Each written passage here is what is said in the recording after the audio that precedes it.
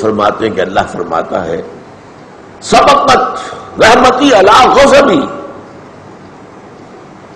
یقیناً اللہ تعالیٰ سزا دینے والا بھی ہے، شدید العقاب بھی ہے منتقم بھی ہے، لیکن غفور بھی ہے، رحیم بھی ہے، اور غفوری شان بالا تر ہے اس کی سزا والی شان سے۔ لیکن یہ کہ بہرحال وہ ہے، بدلہ دینے والا ہے، سزا دینے والا ہے۔ آخر جہنم کس کے لیے بنائی ہے؟ یہ سارا معاملہ حساب کتاب کس لیے ہو رہا ہے؟ یہ برابر جو درج ہو رہے ہیں کرامن کاتبین جو لکھ رہے ہیں، کیا کے لیے لکھ رہے ہیں؟ It's not exercise in futility, یہ سب کچھ ہوگا، حساب کتاب ہوگا، جزا ملے گی، ٹھیک ہے۔ لیکن اللہ تعالیٰ کی رحمت غالب ہے، وہ رحمت خدا بہانہ جوئی، بہانہ رحمت خدا مجھ تو بہانہ چاہتی ہے رحمت کا، اور ایک اور اس کا مفہوم لیا گیا بہا نہ جوئی، بہا اس کی قیمت، اللہ کی رحمت جو ہے وہ اپنی قیمت نہیں چاہتی، بہا نہ جوئی۔ اس اعتبار سے یہ جو ہے منطق پر بالا تر ہے اللہ کی رحمت، اسی لیے قرآن مجید میں 4 جگہ آیا ہے وَهُوَ أَرْحَمُ الرَّاحِمِينَ، وہ تمام رحم کرنے والوں سے بڑھ کر رحم کرنے والا ہے۔ حضور نے ایک دفعہ صحابہ کو بتایا، سوچو تم، کوئی ماں کبھی چاہے گی کہ اس کے بچے کو آگ میں ڈال دیا جائے؟ تو اللہ کی یہ مخلوق، اللہ تو نہیں چاہتا۔ قرآن مجید میں آیا بھی ہے ما یفعل اللہ بعذابکم، اللہ کو کیا لینا ہے تمہیں عذاب دے کر، ان شکرتم، اگر تم اللہ کے شکر گزار بندے بنو تو اللہ کو تو شوق نہیں ہے۔ وہ جو کہتے ہیں کچھ لوگوں کو پسند ہوتا ہے دوسروں کو اذیت دینا، وہ دوسروں کو اذیت دے کر خوش ہوتے ہیں، اللہ معاذ اللہ معاذ اللہ ثم معاذ اللہ، ایسا نہیں ہے۔ ما یفعل اللہ بعذابکم، تو رحمت خدا بندی بہانہ نہیں جوید، وہ تو بہانہ چاہتی ہے، کوئی نہ کوئی بات ہو، بنیاد ہو تو رحمت آ جائے گی۔ اس پہلو سے فرمایا کہ اگر کسی نے ارادہ کیا بسیئۃ فلم یعملها کتبها اللہ عندہ حسنۃ کاملہ، اب میں نے بتا دیا دونوں امکانات ہیں، یہ بھی کہ وہ کسی معنی کی وجہ سے نہیں کر سکا، تب تو اس کا حق نہیں ہے کہ اس کے کوئی بھی نیکی کا اندراج کرے گا، انداز کر لے گا، اگرچہ یہاں سکوت ہے اس کے بارے میں، لیکن تجزیہ کریں گے ہم تو یہ بات سامنے آ جائے گی۔ اور اگر واقعی اس کے نیکی کا، اس نے بدی کا ارادہ کیا تھا لیکن پھر خود ہی کچھ اندرونی اس کے اندر جو کشاکش تو رہتی ہے نا، خیر و شر کی کشاکش تو ہمارے اندر رہتی ہے، ہمارا نفس امارہ ہمیں نیچے کھینچتا ہے، روح ملکوتی اوپر کھینچتی ہے۔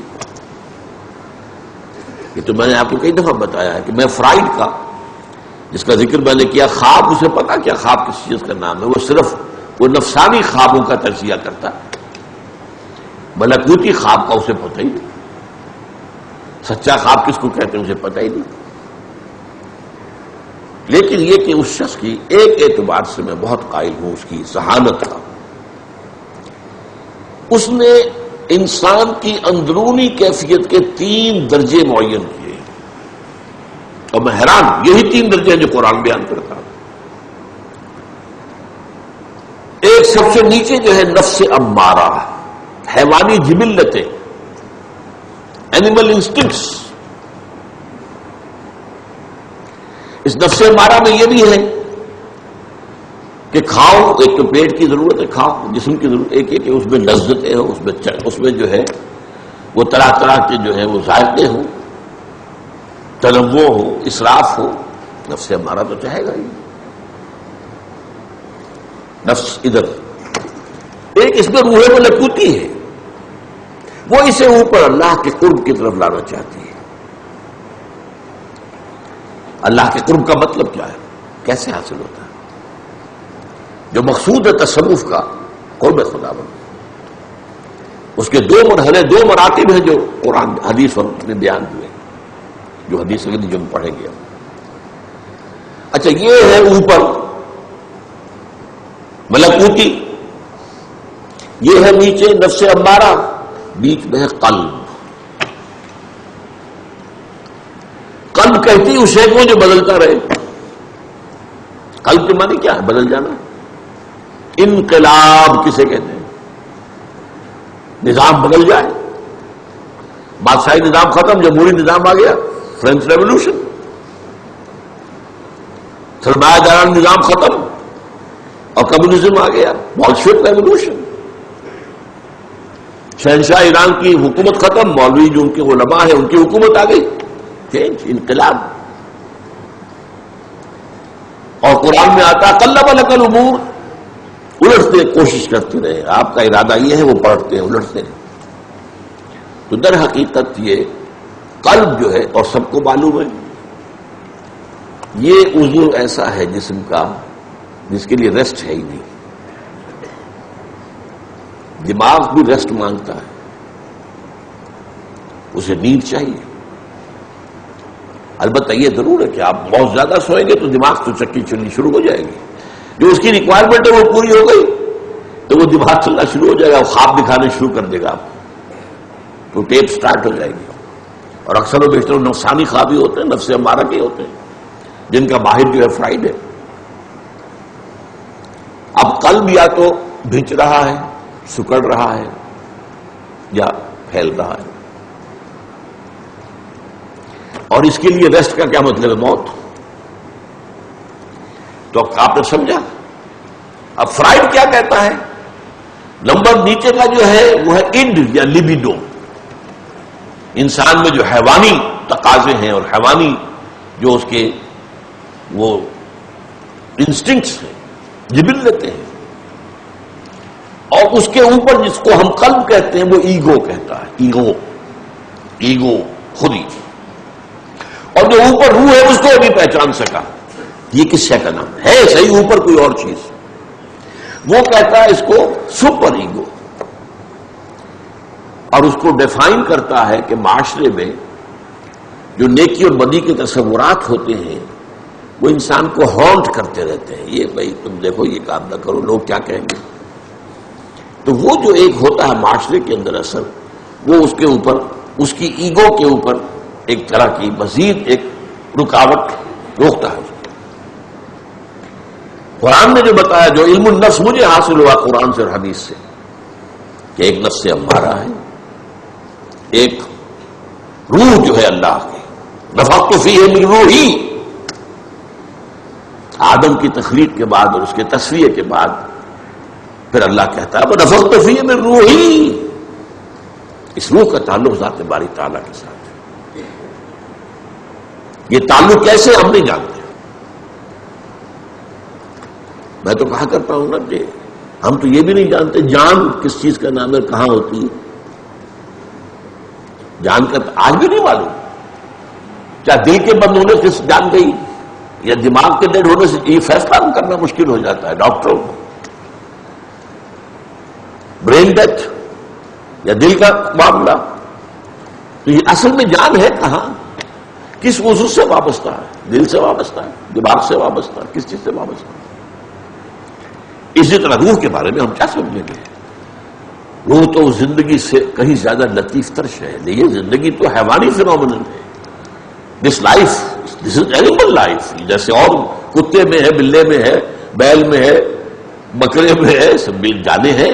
اور گھاس کے تنکے میں بھی ہے، اگر وہ اپنی جڑ کے ساتھ جڑا ہوا ہو تو اس میں بھی لائف ہے.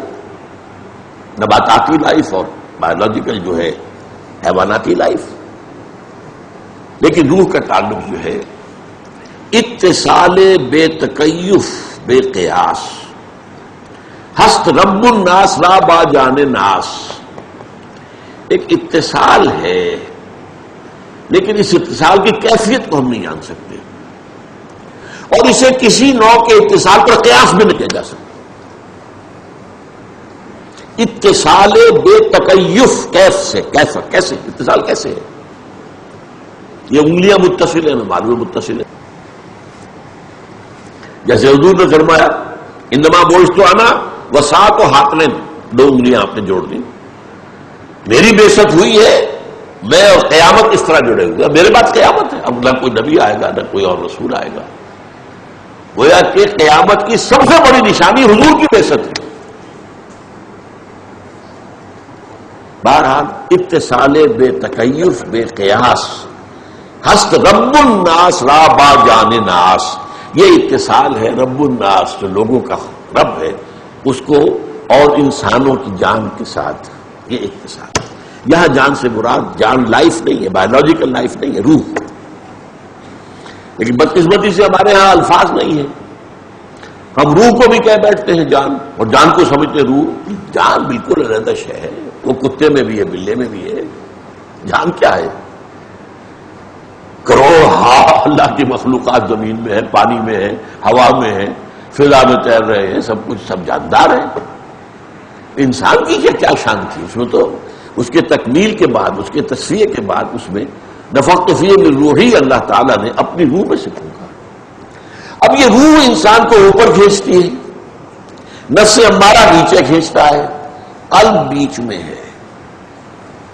اگر نفس امارہ غالب ہو گیا تو وہ قلب کو اپنی طرف کھینچ لیتا ہے. یہ آئینے کے مانند ہے. اب نفس کی ساری ظلمانیت جو ہے وہ قلب میں منعکس ہو جائے گی اور پورے وجود کے اندر طاری ہو جائے گی. اور اگر روح کی طرف قلب کا رخ ہو گیا تو روح کی نورانیت منعکس ہو جائے گی قلب میں اور پورے وجود میں سرایت کر جائے گی. تو فرمایا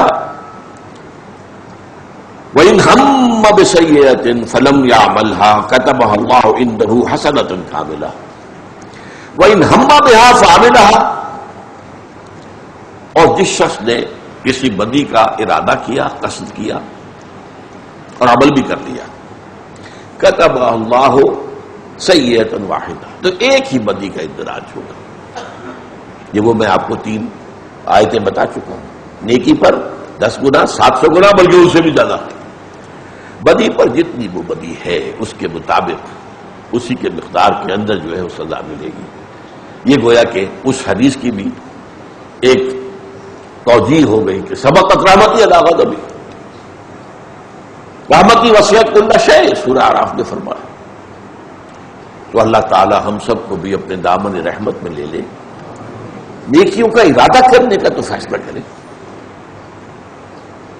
اور سب سے بڑی نیکی بھی اور سب سے پہلی نیکی بھی، یہ کان کھول کر سنیے، اللہ کے دین کے خلاف جو بغاوت ہے اس کو فروغ کرنے کا ارادہ، اور اس میں پھر جد و جہد بالفعل کرنا، تن من دھن لگانا، یہ سب سے اونچی، یہ سب سے نیچے ہے. اگر یہ ارادہ نہیں ہے تو اللہ کو تمہارے نمازیں اور روزے درکار نہیں ہے. یا تم میرے وفادار ہو تو طاغوت کے وفادار کیسے ہو گئے؟ یہ تو 2 باتیں تو نہیں ہو سکتی. وَمَن يَكْفُرْ بِالطَّاغُوتِ وَيُؤْمِن بِاللَّهِ، جو طاغوت سے کفر کرے اور پھر اللہ پر ایمان، پہلے انکار ہے، نفی ہے، لا الہ الا اللہ، کفر بالطاغوت اور ایمان باللہ. تو گویا کہ اس کا ارادہ کر لینا کم سے کم یہ کم ترین نیکی ہے. ارادہ تو کرے. اور بلند ترین نیکی بھی یہ ہوگی کہ اس راہ میں وہ وقت بھی آ جائے کہ موقع آئے، مرحلہ آئے تو جان ہتھیلی پر رکھ کر میدان میں حاضر ہو جائے اللہ تعالیٰ کی طرف سے شہادت سے سرخرو ہونے کے لیے. اللہ تعالیٰ ہمیں اس کی توفیق، نیکی کا ارادہ اور خاص طور پر طاغوت سے بغاوت اور اللہ کی حکومت، اللہ کے نظام کو قائم کرنے کی جد و جہد کا ارادہ کریں اور پھر اس پر عمل کاربند ہو، تن من دھن لگائیں. فصلی اللہ تعالی علی خیر خلقہ محمد وبارک وسلم تسلیما کثیرا کثیرا.